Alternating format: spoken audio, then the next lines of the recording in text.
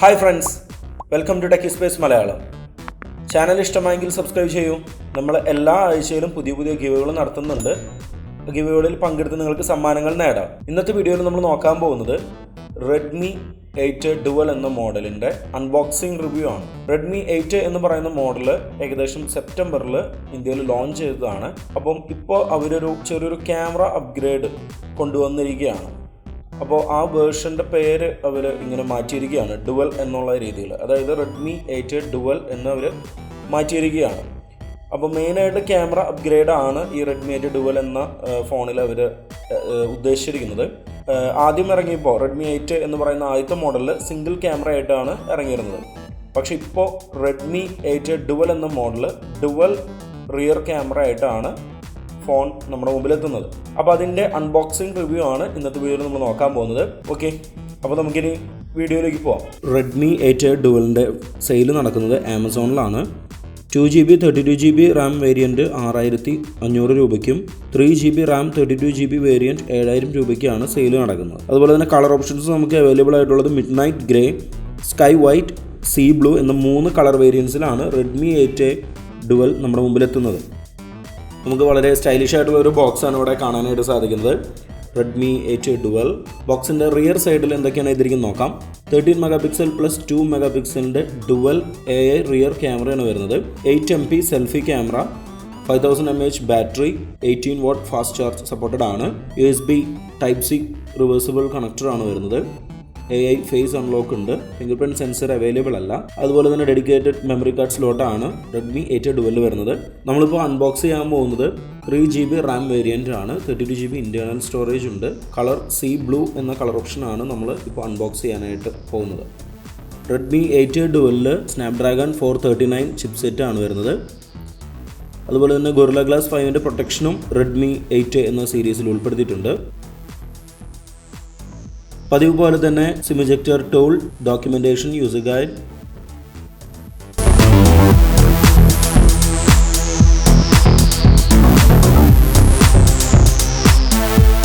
Phone 18 watt fast charge supported ആണ്. പക്ഷെ എന്നിരുന്നാലും നോർമലായിട്ടുള്ള ഒരു ചാർജർ ബ്രിക്കാണ് നമുക്ക് ബോക്സിൻ്റെ ഒപ്പം കിട്ടുന്നത്.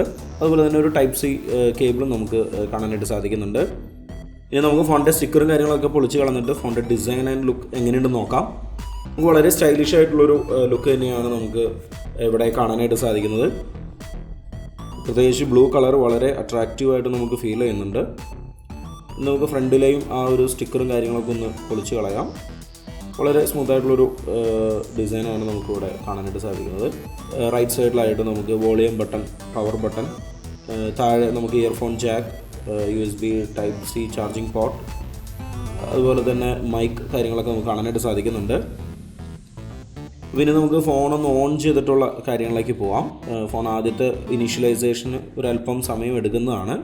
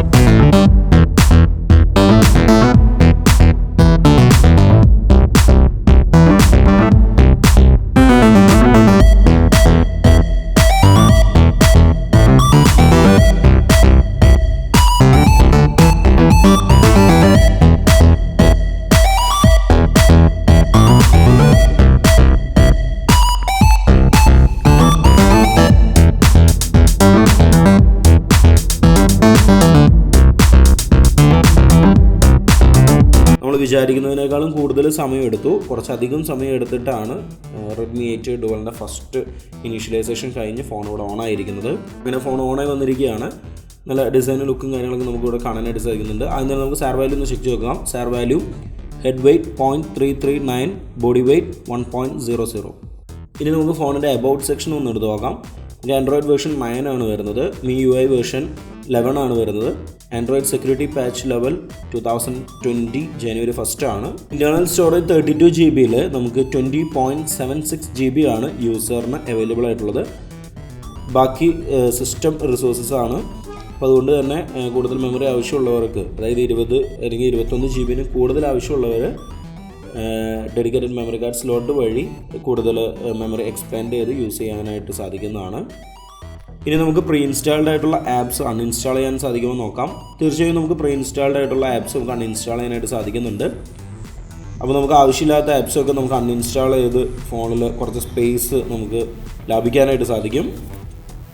നമുക്കിവിടെ അൺബോക്സ് ചെയ്തപ്പോൾ നമുക്ക് മനസ്സിലായൊരു കാര്യം, റെഡ്മി 8 സെപ്റ്റംബറിൽ ഇറങ്ങിയ റെഡ്മി 8-നേക്കാളും ചെറിയൊരു ക്യാമറ അപ്ഗ്രേഡ് മാത്രമാണ് റെഡ്മി 8 ഡുവൽ എന്ന മോഡലിൽ റെഡ്മി കൊണ്ടുവന്നിരിക്കുന്നത്. മറ്റ് ഡിസൈനാണെങ്കിലും ലുക്കിലാണെങ്കിലും ഒന്നിലും തന്നെ ഒരു രീതിയിലുള്ള പ്രോസസ്സറോ ഒരു രീതിയിലുള്ള മാറ്റങ്ങളും റെഡ്മി 8 ഡുവൽ എന്ന ഫോണിനില്ല. അതുപോലെ തന്നെ പ്രൈസും സെയിം തന്നെയാണ്. പിന്നെ അതുപോലെ തന്നെ അവർ റെഡ്മി 8 ഇറക്കിയപ്പോൾ ഉള്ളതിനേക്കാളും കുറച്ചും കൂടി കളർ വേരിയൻസ് അവർ കൊണ്ടുവന്നിട്ടുണ്ട്. അതുപോലെ തന്നെ മറ്റ് വ്യത്യാസങ്ങളൊന്നുമില്ല. അപ്പോൾ ക്യാമറയുടെ ആ ഒരു റിയർ ക്യാമറ ഡുവൽ ക്യാമറ ആയ ഒരു വ്യത്യാസമാണ് മെയിനായിട്ട് പറയാനുള്ളത്. ഇനി നമുക്ക് ഇൻബിൽട്ട് ക്യാമറ ആപ്ലിക്കേഷനിലേക്ക് വരാം. ഇൻബിൽട്ട് ക്യാമറ ആപ്ലിക്കേഷനിൽ നമുക്ക് ഒരുപാട് ഓപ്ഷൻസ് അവൈലബിൾ ആണ്. Short video mode, photo mode, portrait mode, pro mode, അങ്ങനെ ഒരുപാട് ഓപ്ഷൻസ് നമുക്കുണ്ട്. അതുപോലെ തന്നെ HDR, AI റെക്കഗ്നിഷൻ, അതുപോലെയുള്ള ഒരുപാട് ഫീച്ചേഴ്സ് നമുക്ക് റിയർ ക്യാമറയിൽ അവൈലബിൾ ആണ്. നമുക്ക് റിയർ ക്യാമറ യൂസ് ചെയ്ത് 180p 720p video 30 frame per സെക്കൻഡിൽ റെക്കോർഡ് ചെയ്യാനുള്ള ഓപ്ഷൻസ് നമുക്ക് അവൈലബിൾ ആണ്. ഫ്രണ്ട് ക്യാമറയിലും നമുക്ക് ഒരുപാട് മോഡ്സ് അവൈലബിൾ ആണ്. Short video mode, photo mode, portrait mode, pro mode front ക്യാമറയിൽ അവൈലബിൾ അല്ല. ഫ്രണ്ട് ക്യാമറ യൂസ് ചെയ്ത് നമുക്ക് 180p 720p വീഡിയോസ് റെക്കോർഡ് ചെയ്യാനുള്ള ഓപ്ഷൻസ് ഉണ്ട്. നമുക്ക് സിം ഡ്രൈവ് ഒന്ന് ഓപ്പൺ ചെയ്ത് നോക്കാം. ഡെഡിക്കേറ്റഡ് കാർഡ് സ്ലോട്ടാണോ ഹൈബ്രിഡ് കാർഡ് സ്ലോട്ടാണോ വരുന്നത് നോക്കാം. തീർച്ചയായും ഡെഡിക്കേറ്റഡ് കാർഡ് സ്ലോട്ടാണ് വരുന്നത്. അപ്പോൾ നമുക്ക് ഒരേ സമയം 2 സിം കാർഡും ഒരു മെമ്മറി കാർഡും യൂസ് ചെയ്യാനായിട്ട് സാധിക്കുന്നതാണ്. അപ്പോൾ കൂടുതൽ മെമ്മറി ആവശ്യമുള്ളവർക്ക് phone expanded memory card use ചെയ്ത് ഫോൺ യൂസ് ചെയ്യാവുന്നതാണ്.